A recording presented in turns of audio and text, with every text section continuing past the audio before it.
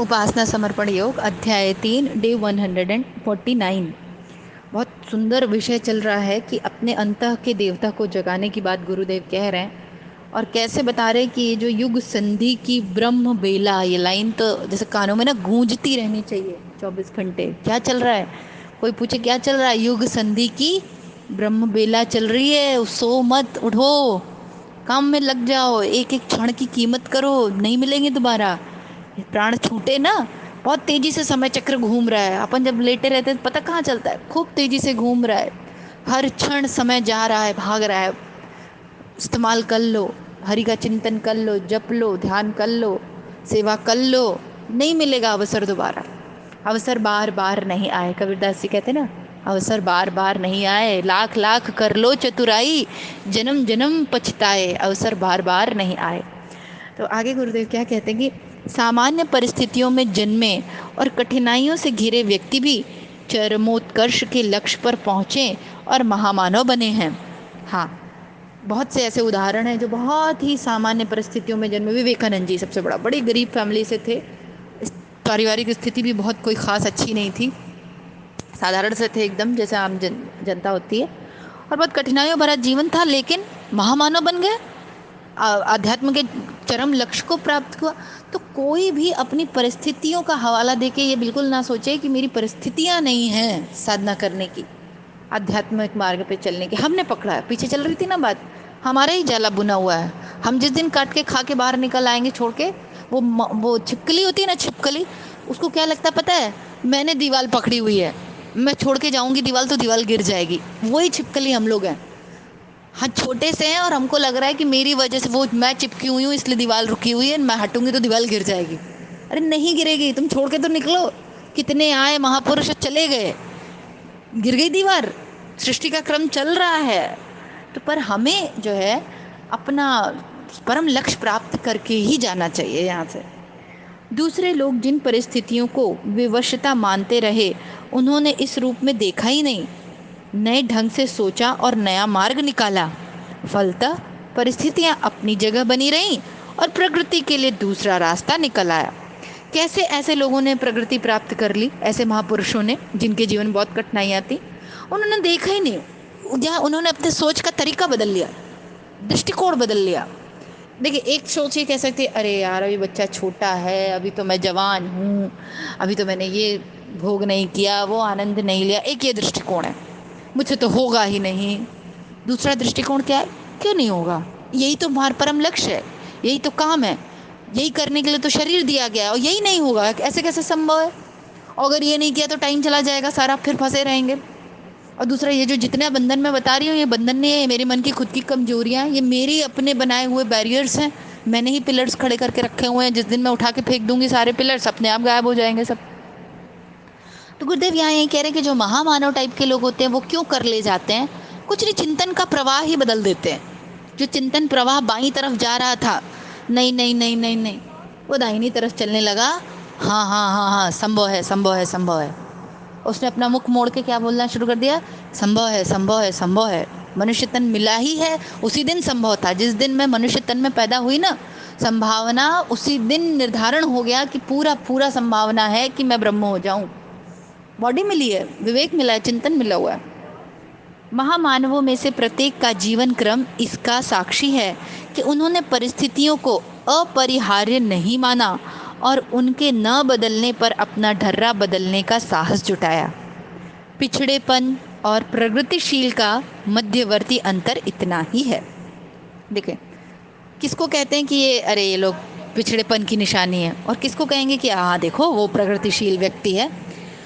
इन दोनों की जो अंतर होता है ना, किसको कहेंगे कि पिछड़ा हुआ है, बस सोच का अंतर होता है। जो प्रगतिशील व्यक्ति होगा वो क्या करेगा, जो भी परेशानियां आएंगी, परिस्थितियां आएंगी ना, वो उसमें क्या कहेगा कि नहीं, इसको हम बदल सकते हैं, और वो थोड़ा साहस भी दिखाएगा। साहस लगता है इसमें, सारा खेल अपना है। दूसरे पे तो दोष देना एकदम हम लोग बंद ही कर दें आज से। आज से एक कसम खा लें कि मेरे जीवन की किसी भी परिस्थिति का कारण कोई दूसरा व्यक्ति है। ये सच बता रही हूँ मैं अपने जीवन के अनुभव से भी बता रही हूँ, ऐसा नहीं कि गुरुदेव लिख रहे हैं। जिस दिन हम ठेका स्वयं ले लेंगे ना, जिम्मेदारी, आप पाएंगे कि आपके अंदर एक विशेष प्रकार की ऊर्जा आ गई है। जानते क्या होता है, सारी गड़बड़ी यहीं से शुरू हो जाती है कि हम दूसरे पे दोषारोपण करते हैं ना, तो सुधार की कभी प्रक्रिया शुरू ही नहीं होती। जिस दिन मैंने मान लिया कि जो भी मेरे जीवन में गलत है वो मेरी वजह से है, उस दिन मैं उस पर काम करने लगूंगी ना, क्योंकि अब मैं ये पकड़ पा रही हूँ कि हाँ भाई मेरी गलती है, तो कौन ठीक करेगा, मैं ठीक करूंगी। मेरे जीवन में दुख है, ये है, वो है, बंधन है, किसकी गलती? मेरी गलती है। मैं नहीं निकलना चाहती, मैं साधना नहीं कर रही हूँ, मैं उपासना के क्रम नहीं कर रही हूँ, मैं सेवा में नहीं लगी हूँ, मेरा गुरु के प्रति समर्पण नहीं है, श्रद्धा नहीं है, विश्वास नहीं है, तो फिर मैं किस पर दोष करूंगी? मम्मी पापा पे, हस्बैंड पे, वाइफ पे, एम्प्लॉय पे, या अपने किसी बॉस पे? मैं मेरे पे दोषारोपण करके फिर उसको ठीक करूंगी।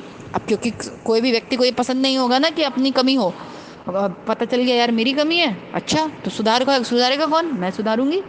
तो उससे क्या आ गया? आपको बल आ गया, साहस, जो कि गुरुदेव कह रहे हैं। जो इस रहस्य को समझते हैं उनके लिए दैत्यों के जादू, तिलिस्म से बाहर निकलना और देवों के उन्मुक्त आकाश में विचरण करना कुछ भी कठिन नहीं रह जाता। तिलिस्म अवास्तविक है, स्व सम्मोहन और आत्मसमर्पण ही उसका आधार है। ये जो हम लोग को लगता है ना यार उनके जीवन में तो चमत्कार हो गया, अरे कोई चमत्कार नहीं हुआ। उसने इतना साहस जुटाया और स्वयं का आत्मबल को इतना बढ़ा लिया कि कुछ ऐसा घटित हो गया कि जैसे लगने लगा कि कोई बड़ी देवी अनुकंपा बरस गई उस पर। ऐसा लगता है ना किसी की जिंदगी देख के, अरे यार उन पे तो बड़ी कृपा है गुरुदेव की, इसी की वजह से ऐसा है। अरे कोई कृपा विपा नहीं है। उन्होंने मान लिया कि नहीं भाई मेरी वजह से ही मेरी जिंदगी खराब है, तो मैं ही ठीक करूंगी।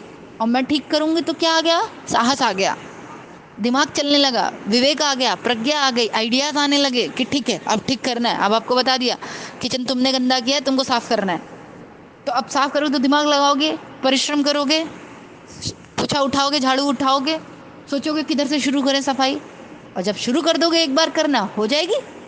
अब कोई बोले इसमें बड़ी कृपा है उनके ऊपर, दैवी है, उनका किचन साफ हो जाता है अपने आप ही, बड़े चमत्कारिक तरीके से उनका किचन साफ हो गया, पता नहीं कैसे। अरे कोई पता चमत्कार नहीं हुआ, उसने पोछा झाड़ू उठाया, दिमाग लगाया, श्रम दिया, समय दिया, उसका किचन साफ हो गया। और उसके लिए लेकिन उसने पहले जिम्मेदारी ली, उसने माना कि हाँ मैंने गंदा किया है। उसने किसी और पे नहीं थोप दिया, नहीं मैंने नहीं गंदा किया, फलाने ने किया है वही साफ करेंगे। तो ये बात गुरुदेव यहाँ समझाने का प्रयास कर रहे हैं। अंतरंग बदलते ही बहिरंग के उलटने में देर नहीं लगती।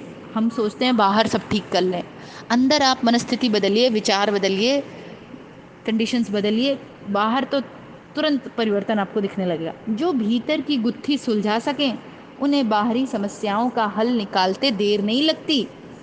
प्रपंच का जंजाल तो भीतर ही भरा पड़ा है, बिल्कुल सारा कचड़ा ना, ये बुद्धि जो है ना, ये जो इतना दिमाग चलता है ना हम लोगों का, चिंतन, अरे मुझसे कहाँ, अरे अभी बच्चे की शादी कहाँ हुई, अभी बेटी की शादी नहीं हुई है, बेटे की जॉब नहीं लगी है, अभी नौकरी कर रहे हैं, फिर रिटायर हो जाएंगे तब करेंगे, फिर बूढ़े हो जाएंगे तब करेंगे, अब लीला है, चली चला का बेला आ गया, कुछ नहीं कर पाए। वो एक कहानी नहीं थी, एक बूढ़ी माता थी, बड़ी अच्छी थी, बड़ा अच्छा गृहस्थ आश्रम अपना जी रही थी, बहुत अच्छे से अपने बेटा बहू पोती पोता नाती नाता सब करती थी। बूढ़ी हुई, बीमार हुई, बिस्तर पे पड़ी।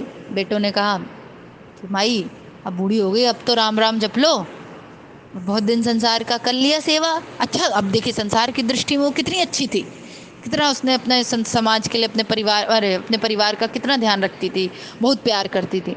तो उसको कॉपी पेन ला के दिया कि लेटी रहती हो, ये लो इस पे राम राम लिखना। तो उस पता है क्या लिखती थी वो? पिंकी पप्पू, पिंकी पप्पू, पिंकी पप्पू, पूरी कॉपी में उसने पिंकी पप्पू लिख रखा था। पिंकी पप्पू कौन थे? उसके नाती पोता। अब अपन भी यही करते हैं, बूढ़े हो जाएंगे तब करेंगे। अरे बूढ़े होते होते हम इतना अभ्यास, इतनी चदरिया झीनी जो हमारी इतनी मैली कर लेते हैं कि राम आते ही नहीं है मुख पर। वो अंत में अचानक से कैसे कोई प्रकट हो जाएगा? जब सारी जिंदगी मैंने पिंकी पप्पू को दिया, अचानक से राम कैसे आ जाएंगे? आप ही बताएं हमें। बड़ी सही कर रही थी कि वो पिंकी पप्पू लिख रही थी, उसने उसी का चिंतन किया है, अभ्यास किया है उसने पिंकी पप्पू का। अच्छा इसका अर्थ ये नहीं है कि पिंकी पप्पू को छोड़ देना है, उनका खाना नहीं देना है, उनका, पिंकी पप्पू में ब्रह्म देखना है, उनमें परमात्मा देखना है। लेकिन ये सारी क्रियाएं होंगी कैसे घटित? जब हम साधना का क्रम शुरू करेंगे, जब हम चित्त शुद्धि करेंगे, जब हम उपासना करेंगे, जो वही जो गुरुदेव ने सारा बताया। तो प्रपंच का जंजाल तो भीतर ही भरा पड़ा है, अपच होने से ही स्वादिष्ट भोजन कड़वे लगते हैं। कितनी सुंदर लाइन है, खाना इतना टेस्टी बना के दिया है, मुझे इंडाइजेशन हो रखा है, मेरा पेट खराब है, मुझे डाइजेस्ट नहीं हो रहा है, तो टेस्टी खाना भी कैसा लग रहा है, कड़वा लग रहा है। तो क्या खाना कड़वा था? नहीं। माया लीलाधारी की जो लीला है बहुत सुंदर है। अभी हम लोग वही वेदांत में चर्चा कर रहे थे, बड़ा सुंदर, कि लोग माया को खराब कह देते हैं कि अरे माया तो खराब है, छोड़ने लायक। अरे माया में आसक्ति खराब है, और वो आसक्ति होती इसलिए, वो पप्पू पिंकी इसलिए नजर आ रहे थे क्योंकि हमको असली स्वरूप दिखाई ही नहीं दे रहा था।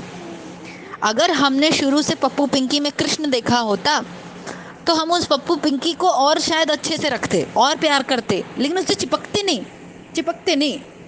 अंत में तो हम कृष्ण से ही मिलना है ना, या ब्रह्म में लय हो जाना है ना। यही ज्ञान है, ये ज्ञान है कि माया तो बड़ी सुंदर है, बड़ी मनमोहक है, बड़ी अच्छी है। लीलाधारी की लीला, पेंटर है, उसकी पेंटिंग खराब कैसे हो सकती? उसकी पेंटिंग अच्छी है, बहुत सुंदर है, पर अपने को क्यों नहीं सुंदर लग रही?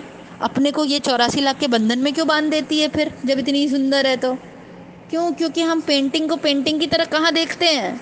हम तो पेंटिंग को मेरा सामान बोल देते हैं, उसमें पेंटर की क्रिएटिविटी को कहाँ देख पा रहे हैं, पेंटर को कहाँ देख पा रहे हैं हम?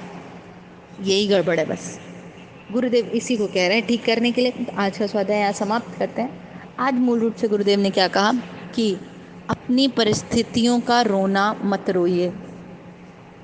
क्यों? क्योंकि ऐसे बहुत से लोग हुए जिनकी बहुत कठिन परिस्थितियाँ थीं, जस्ट उन्होंने अपना थोड़ा सा चिंतन शिफ्ट कर लिया। जो एंटीना होता है ना, एंटीना टीवी वाला पहले ज़माने में चलता था, थोड़ा सा एंटीना घुमाओ, सिग्नल आने लगता था, और वो जो टीवी झिलमिला रही होती थी उसमें पिक्चर आ जाने लगती थी।